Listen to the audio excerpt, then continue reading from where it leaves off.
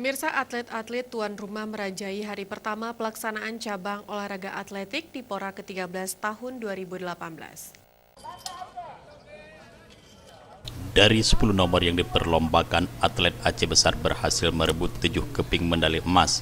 Pelatih atletik Aceh Besar Firman mengaku sangat berterima kasih atas hasil yang diukir anak-anak asuhnya di perlombaan cabur atletik Pora ini.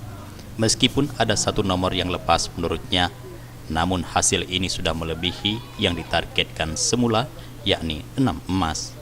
Hasil ini tidak terlepas dari semangat yang tinggi para atlet. Ketujuh medali emas Aceh Besar dipersembahkan Andi Putra yang turun di nomor lari 1000 meter putra, Jud Akrina lompat tinggi putri, Wahyuni lontar martil putri, kemudian Fuad Ramadan 400 meter putra, Sartinah 400 meter putri, Ratna Dewi lari 5000 meter putri, dan Della Safira lari 100 meter putri.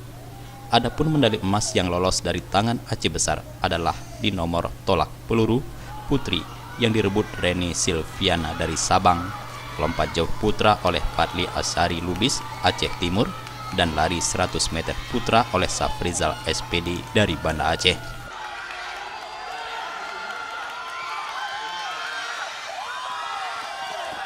Jufrizal dan Faisal, Aceh TV.